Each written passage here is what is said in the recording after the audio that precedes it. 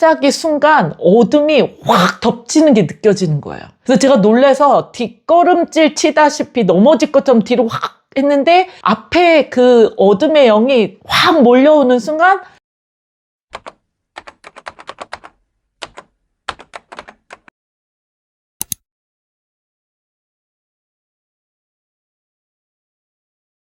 네, 할렐루야.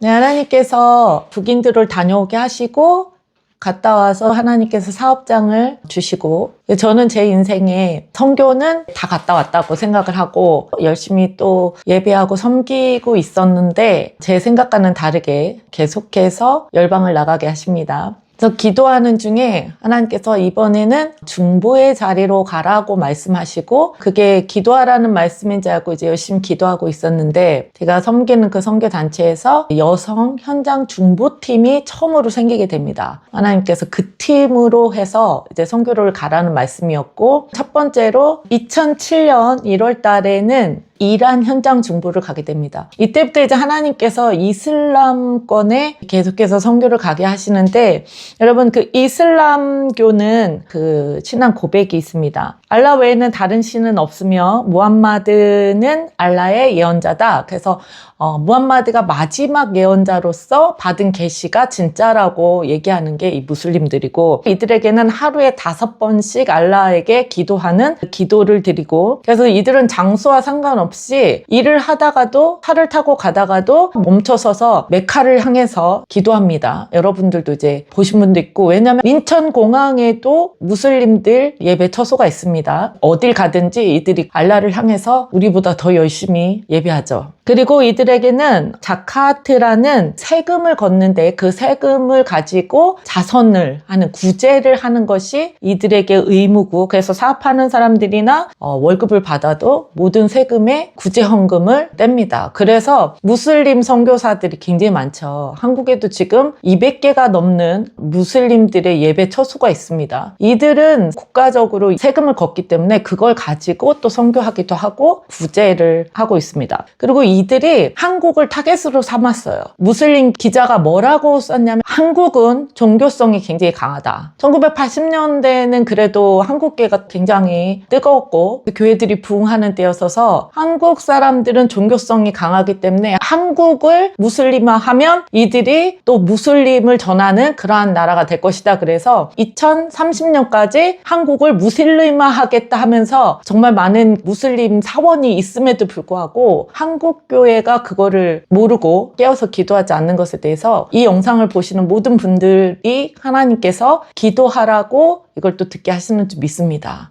그래서 하나님께서 2007년에는 이제 이란으로 가라고 하셔서 가게 되는데 이제 선교를 가야 되는데 재정이 없잖아요. 처음에는 하나님께서 집을 내놓으면서 이렇게 이사 가게 하셨는데 그 다음에 제가 선교를 본격적으로 하나님께서 보내기 시작하시면서 이제 그 빌라를 팝니다. 집을 팔고 남은 돈으로 이제 선교를 하기 시작합니다. 그때 당시에 이란에 가는 팀이 여성 현장 중보팀으로 13명이 구성이 됐고 일반 단기 선교팀으로 한 30-40명이 같이 가게 돼서 저희가 한 50명 정도가 이란에 가게 됩니다. 이란은 여자들은 히잡을 쓰고 온몸을 다 살이 보이면 안 돼요. 얼굴만 내놓고 다녀야 돼요. 손하고. 외국인들도 히잡을 써야 되고 그래서 비행기 안에서 히잡으로 쓰라고 저희한테 그 천을 나눠줍니다. 그리고 이란이 지금 경제가 너무 어려워서 시위가 일어났고 그래서 지금 많은 희생자들이 3주째 계속 나오고 있는데 제가 갔을 때도 19년 전이었는데 그때도 경제가 안 좋았어요. 이란은 무슬림 국가이면서도 신정일치 국가예요. 정부보다 종교가 더 위에 있어서 대통령은 힘이 없고 최고 지도자 이맘이 모든 것을 결정하고 그리고 이제 핵을 만들고 서방 국가들과 적이 돼서 나라가 이제 폐쇄적인 그러한 정치를 하면서 경제가 무너지고 그래서 사람들이 살 수 없어서 지금 일어났는데 많은 인명피해를 입었죠. 그래서 지금 뉴스를 보고 계시기 때문에 이란을 위해서 우리가 지금 기도해야 되는 줄 믿습니다. 19년 전에 제가 이란에 갔을 때도 실업률이 30% 이상, 35%라고 얘기했고 여자들은 밖에서 일할 수 없습니다. 비행기 안에서 일하는 사람도 다 남자였어요. 여자 승무원은 한 명도 없었고 그래서 여자들의 그 인권이 더 보장받지 못하는 나라가 이란이었고 그리고 이제 실업률이 높다 보니까 그냥 남자들이 길거리에 그냥 쭉 앉아 있어요. 말하자면 찻집에 앉아서 차이를 마시고 있는 일이 없기 때문에 그냥 하루 종일 그렇게 앉아 있는 모습들을 보면서 정말 그 경제가 어려운 걸 보았고 되게 특이했던 게 정부를 향해서 불만을 표현하지 못하도록 그 정부에서 하는 것이 하루 종일 TV에서 음란물이 나옵니다. 그리고 이제 마약하는 사람들이 굉장히 많았었어요. 그때 당시에도.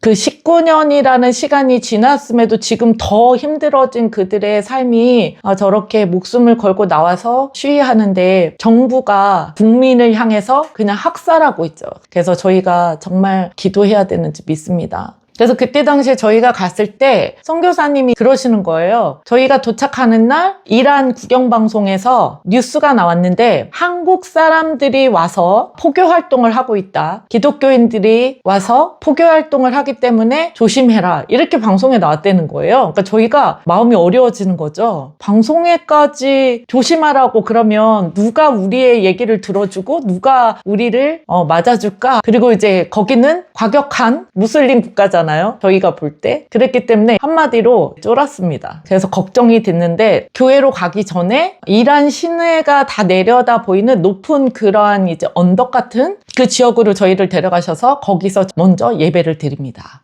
주님 앞에 찬양하고 거기서 기도를 하고 있는데 저쪽에서 어떤 노인이 남자분이 올라오신 거예요. 외국 사람들이 여성들이 거기에 이제 수십 명이 있으니까 이분이 저희를 이렇게 쳐다보시는데 저희가 그분을 향해 손을 뻗어서 당신은 사랑받기 위해 태어난 사람 하면서 그분을 축복하면서 축복송을 해드립니다. 한국말로 제 축복송을 불렀는데 이분이 서서 그거를 들으시다 가 갑자기 막 우시는 거예요. 그러더니 본인도 되게 당황스러우셨는지 얼굴을 막 감싸시더니 막 내려가시는 그 모습을 보고 저희가 선교지에서 한국말로 그들을 축복하면서 찬양을 부를 때 그분들이 참 많이 우십니다. 그때 성령님께서 그분들을 만지시기 때문에. 그래서 어떤 분들은 니네가 뭐라고 노래했는데 내가 눈물이 나냐 이렇게 물어보신 분들이 굉장히 많아요. 그럼 저희가 또 이제 복음을 전하죠. 예수님께서 당신을 사랑하신다. 그래서 하나님께서 당신을 지금 터치하신 거다. 이렇게 저희가 얘기하면 관심을 갖고 또 선교사님하고 이렇게 연결해드리기도 하는데 어쨌든 그 모습을 보고 저희가 쫄았던 마음이 다시 풀어집니다. 그래서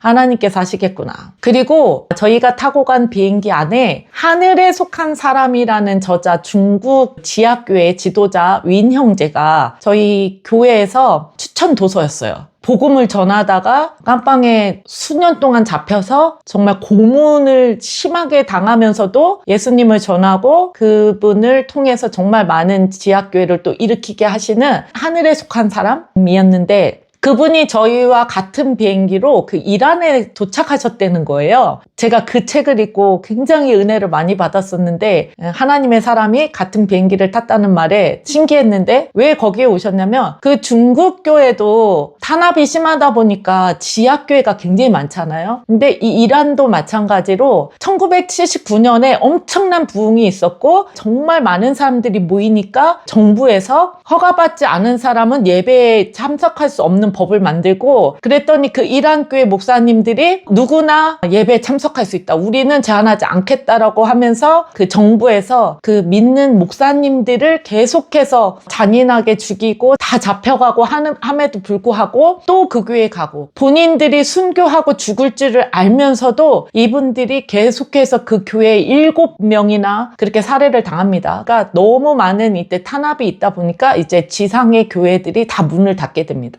그래서 지하로 들어가게 되는데 이제는 그때부터가 하나님께서 엄청난 부흥을 더 주시는 거죠. 지하교회에 숨어있기 때문에 잡아낼 수가 없는 그런 상황에서 엄청난 부흥이 있고 그래서 그 윈 형제가 이란에 있는 지하교회를 방문하러 왔다는 거예요. 그래서 너무 은혜가 됐고 그래서 저희가 교회에서 3일 동안 예배 드리면서 언어도 배우면서 나가기 전에 이제 예배를 드리는데, 이거는 경배 싸움이죠. 하나님께서 저한테 처음 선교로 부르셨을 때 내가 너희의 예배를 받겠다. 너희가 예배할 때 하나님의 영광이, 하나님의 나라가 그 땅 가운데 임한다라고 말씀하셔서 저희가 가면 정말 예배를 열심히 드리죠. 기도를 열심히 하는데, 한 50명의 여성 중에 예배 인도를 하신 분이 청주에서 오신 개척교회 사모님이셨어요. 근데 그 사모님이 본인 교회에서 예배 인도를 하신다고 본인이 하시겠다고 하셔서 예배를 하게 됐는데, 그 땅이 원체 무슬림이 강력하다 보니까 예배가 안 풀어지는 거예요.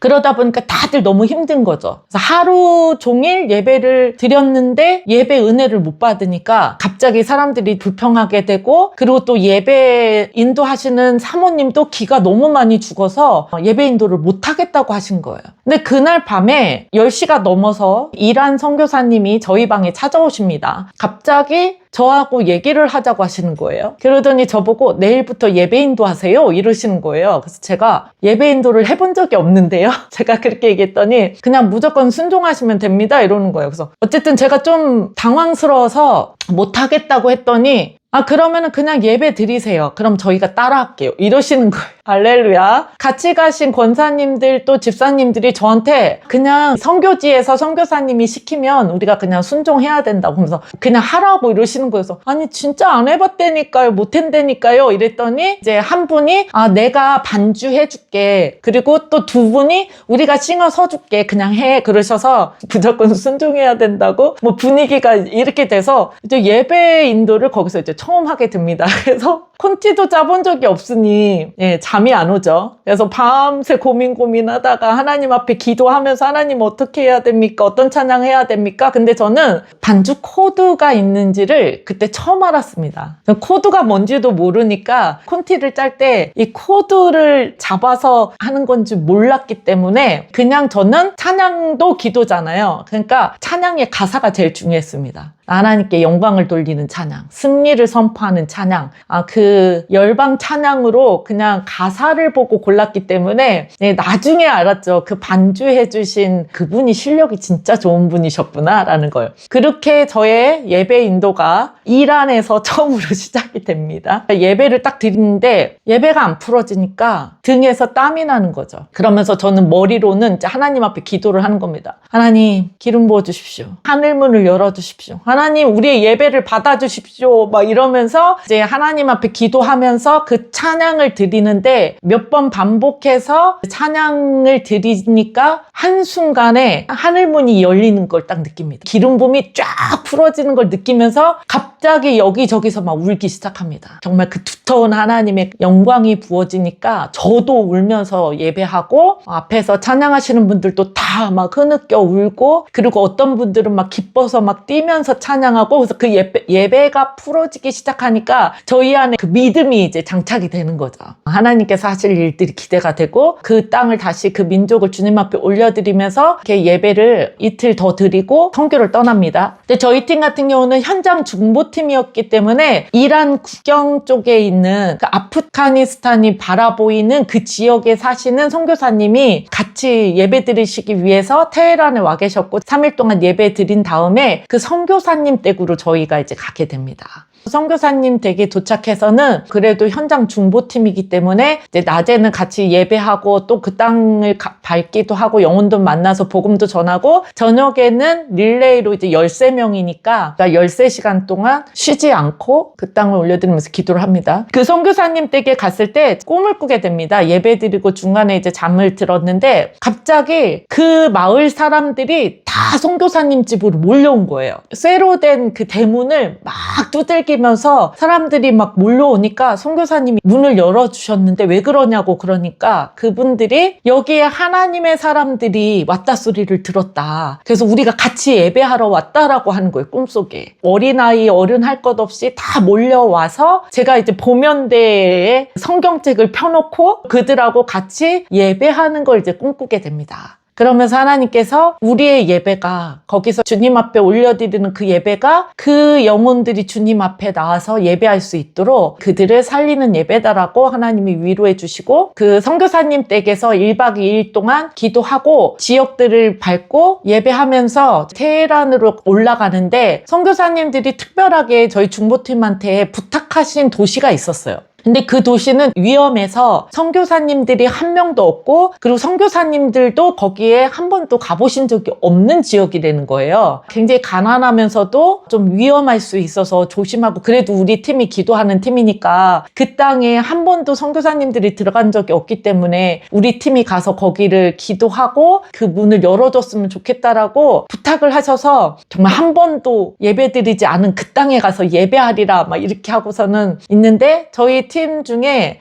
그 단체에서 굉장히 유명한 여성 사역자가 있었어요. 한 분이. 갑자기 그분이 이란에 왔으면 전 세계에서 가장 아름다운 다리가 있는 도시가 있대요. 이란 하면은 거기를 꼭 가봐야 된다. 이러면서 하나님은 우리에게 가장 좋은 곳을 주시니까 우리가 선택하면 된다. 그래서 선교사님들이 부탁하신 도시 말고 그쪽으로 가자는 거예요. 근데 이분이 원체 인기가 많은 여성 사역자였기 때문에 같이 계시던 여성분들이 그분이 말하면 다들 무조건 네 순종하고 되게 따르시는 분위기였고 저는 뭐 잘 모르니까 근데 제 마음 가운데 너무 불편한 거예요. 아니 그 영혼들이 우리를 기다리고 있고 또 선교사님들도 못 들어간 곳이라서 우리한테 부탁을 하셨는데 갑자기 딴 데로 간다고? 이 마음이 이제 불편하니까 제가 이제 손을 들었어요. 예, 저는 초신자기 때문에 제가 손을 들고 저는 거기 가서 예배해야 된다고 생각한다고 선교사님들께서 부탁을 하셨기 때문에 우리가 안 가면 여기에 또 누가 언제 들어가서 기도할지 모르니까 여기 갔으면 좋겠다고 했는데 그러면 다수결로 정하자는 거예요. 근데 그분은 유명한 거기 인기 있는 강사고 저는 거기서 제일 나이 어린 이제 예수 제일 늦게 믿은 초신자인데 갑자기 거기서 투표를 하자 그러니까 제 마음이 또 더 어려워진 거죠. 어쨌든 그래도 저를 되게 어여삐 봐주신 저희 권사님 두 분이 옆구리 콕콕 찌르면서 제 편 들어주셔서 제가 혼자 거기서 왕따 당하진 않았지만 어쨌든 그래서 그 땅을 못 들어가게 됩니다. 그래서 지금도 이란 생각하면 거기가 생각이 나요. 그리고 저희가 이란에서 가장 큰 무슬림 사원을 기도하러 갑니다. 무슬림들은 한 번은 그 메카를 성지를 다녀와야 돼요. 가장 큰 메카 성지가 사우디에 있죠. 근데 거기까지 못 가는 분들은 거기가 아니더라도 성지로 가는 곳이 몇 곳 있습니다. 근데 저희가 갔던 무슬림 사원은 굉장히 유명한 이맘이 묻혀 있는 곳이었어요. 그래서 그곳에도 사람들이 성지 방문처럼 많이 가는 곳이었고 그래서 저희가 거기를 기도하러 갔는데 사원 전체가 바닥에 다 무덤이었어요. 들어가는 순간부터 뭔가 스산하고 오싹오싹하고 한 것들이 이제 느껴지면서 처음에는 이런 땅밖이라든지 선교지에 갔을 때 갑자기 막 두통이 머리가 깨질 것 같다든지 메스꺼워서 넘어올 것처럼 계속 엇구역질이 난다든지 하나님이 영적인 것들을 이제 알게 하시고 그리고 저희가 그 사원에 갔을 때 거기에 정말 많은 여성들이 이맘의 무덤 앞에서 곡을 하고 있는 거예요. 굉장히 슬프게. 그걸 보면서 이곳에 죽음의 영과 슬픔의 영이 있구나 이게 느껴지면서 저희는 밖에서 철장 안에 그 여성들이 그 무덤 앞에서 막 울고 있는 걸 보면서 철장을 이렇게 잡고서는 그들을 대신 기도하고 그 죽음의 영을 끊어내고 무슬림의 영을 끊어내고 그들을 이제 중보하는데 갑자기 순간 어둠이 확 덮치는 게 느껴지는 거예요. 그래서 제가 놀라서 뒷걸음질 치다시피 넘어질 것처럼 뒤로 확 했는데 앞에 그 어둠의 영이 확 몰려오는 순간 뭔가 빛으로 하나님께서 앞에서 딱 막으시는 게 또 느껴지는 거예요. 그러니까 그 어둠이 확 깨지는 게 느껴지면서 와 대박이다. 하나님께서 우리와 함께 하시는구나. 그런 하나님께서 영적인 경험들을 하게 하십니다. 그리고 이제 기차를 기다리면서 구석 한쪽에 앉아서 제가 찬양을 부르고 있었어요. 한국말로. 찬양을 부르면서 하나님 앞에 기도하고 있고 그런 상태에서 제가 찬양을 조그맣게 읊조리고 있는데 제 앞에 앉아있던 그 중년의 부부가 있었는데 그분들이 저를 보시더니 갑자기 조용히 하라고 이렇게 손을 입에다 대시면서 옆에 애를 눈치를 이렇게 보시는 거예요. 위험하다고. 그분들이 예수 믿는 분들이 아니셨을까. 그리고 저희가 공터나 들 같은 데서 찬양하면서 이렇게 걸어가다가 어떤 여성분들은 이제 은혜 받으시니까 막 손을 들기도 하고 막 이러시잖아요. 그럼 저쪽 저 멀리에서 지나가던 무슬림 남자들이 저희들을 향해서 막 소리를 지릅니다. 그러니까 이게 저희가 손을 들거나 하나님을 예배하는 그런 제스처도 영적인 것 때문에 우리가 예배 드린다는 걸 사단도 압니다. 그래서 저희한테 막 소리 지르기도 하고, 그리고 저희가 호텔에서 아침에 깨서 큐티 말씀을 서로 나누고 또 기도하는 시간을 갖죠. 호텔에서 저희가 막 소리 질러서 기도할 수는 없으니까 조용조용 한다고 하지만 저희가 찬양하고 기도할 때 밖에서 지나가다가 방문을 막 두들기면서 소리 지르는 사람들도 있습니다. 예배하지 못하도록. 그 선교사님이 해주신 말씀이 있는데, 이란에는 정말 많은 지하교회가 있다고 했잖아요. 그 지하교회를 굉장히 많이 세운 정말 전도자가 있는데, 그 청년은 국가에서 현상수배까지 내렸다는 거예요. 그리고 지하교회로 예배를 드리다 보니까 이란에는 사복경찰이 굉장히 많습니다. 이 사람들이 정부를 향해서 불평을 한다든지 하면은 잡아간다는 거예요. 저희가 이제 그때 같이 어느 자매님을 놓고 중보해달라고 예배 드리다가 이제 잡혀간 자매님이 있는데, 실제로 사도 바울의 이제 성경에 나오는 것처럼 그 태형제도, 때리는 그 무슬림들은 이렇게 때리는 그 제도가 있습니다. 그래서 그분이 재판에서 100대, 그 매로 100번을 맞는, 그러면은 연세가 많으신 분들이나 몸이 안 좋으신 분들은 이 매를 맞다가 돌아가시기도 하고, 그리고 아니면 진짜 장애인처럼 다치시기도 한다는 거예요. 그래서 같이 기도해달라고 하셔서 그때 같이 기도하고 있었고, 그런데도 정말 많은 사람들이 교회가 계속해서 부흥하니까 2007년 제가 다녀오고 나서 기독교로 개종하면 사형한다는 그 사형 제도까지 나옵니다. 그래서 저희들이 굉장히 많이 중보한 기억이 나는데, 그만큼 이란에 엄청난 부흥이 일어나고 있었고, 그러다 보니까 사단이 걷잡을 수 없이 교회들이 부흥을 하니까 기독교로 개종하면 죽이는 법까지 그렇게 나오게 됩니다. 그 엄청나게 전도를 많이 하고 교회를 세운 형제가 하나님 만난 스토리를 이제 얘기를 해주시는데, 여기는 이제 실업률이 되게 높기 때문에 소망이 없잖아요. 그러니까 젊은 사람들이 그때 당시에도 19년 전에도 소망이 없어서 게임 중독, 마약 중독, 뭐 음란물 중독, 뭐 이런 경우가 굉장히 많다고 말씀해 주시면서, 그 형제도 게임 중독이었대요. 게임을 하고 있었는데 갑자기 그 화면으로 예수님이 걸어 나오시는 걸 경험하게 되고, 예수님이 그 형제를 찾아오셔서 게임 중독이니까 게임인지 알고 누구시냐고 딱 그러니까 내가 예수다라고 말씀하시면서 그 중독에서 자유케 되고 예수님을 믿게 되면서 진짜 목숨 걸고 복음 전하고 있다. 그래서 엄청난 교회들을 개척하는 지하교회 지도자가 됐다라는 말씀을 해주시고, 그리고 선교사님들이 이란의 교회들이 많으니까 예수 믿는 사람들을 만나게 되면 설문조사를 하셨대요. 어떻게 해서 예수를 믿게 됐는지. 가장 많은 예수를 믿은 사람들이 예수님을 꿈에 찾아오시고, 그 형제처럼 진짜 예수님이 나타나시고, 그래서 직접 하나님이 찾아오셔서 하나님을 믿게 된 사람이 가장 많다는 거예요. 그래서 그 말씀을 들으면서 교회가 선교 안 하니까 성령님께서 친히 저들은 죽어가고 있는데, 그러니까 성령님께서 친히 저들을 찾아가셔서 만나주시는 그러한 일들을 이제 들으면서 저희가 선교 안 해도 주님이 하십니다. 정말 우리가 하나님 앞에 순종해서 우리가 그 한 영혼을 살리기 위해서 주님 앞에 칭찬받는 제가 되기를 소원했고, 그래서 그 말씀을 들으면서 우리가 안 하면 누군가 딴 사람을 통해서도 하나님은 하실 수 있고, 하나님께서 직접 저들을 찾아가서도 하실 수 있는데 우리에게 그거를 맡겨주신, 그래서 우리가 구원에만 끝이 아니라 또 상급이 있잖아요. 주님 앞에 섰을 때 잘하였다 착하고 충성된 종아라는 칭찬을 받기를 이 영상을 보시는 모든 분들이 동일하게 하나님 앞에 그렇게 충성된 종으로 하나님의 그 뜻을 이루어드리는 그러한 저와 여러분 되시기를 예수의 이름으로 축복합니다. 아멘. 예수께서 나와 말씀하여 이르시되 하늘과 땅의 모든 권세를 내게 주셨으니 그러므로 너희는 가서 모든 민족을 제자로 삼아 아버지와 아들과 성령의 이름으로 세례를 베풀고 내가 너희에게 분부한 모든 것을 가르쳐 지키게 하라. 볼지어다 내가 세상 끝날까지 너희와 항상 함께 있으리라 하시니라. 아멘. 네, 하나님 주님의 명령, 지상 명령, 모든 민족을 제자로 삼아 아버지와 아들과 성령의 이름으로 세례를 베풀라고 말씀하신 하나님 그 말씀을 온전히 순종하는 교회들 될 것을 선포합니다. 하나님 모든 민족을 향하여 달려나가는 그래서 복음을 전하는 교회들이 될 것을 선포합니다. 특별히 하나님 한국교회를 축복합니다. 하나님 제사장의 나라로 부르셨사오니 모든 민족으로 가서 아버지의 그 풍부한 말씀을 가르쳐서 지키게 하는 그러한 한국교회 되게 하여 주시옵소서. 그러한 저와 모든 하나님의 그러한 교회들이 될 것을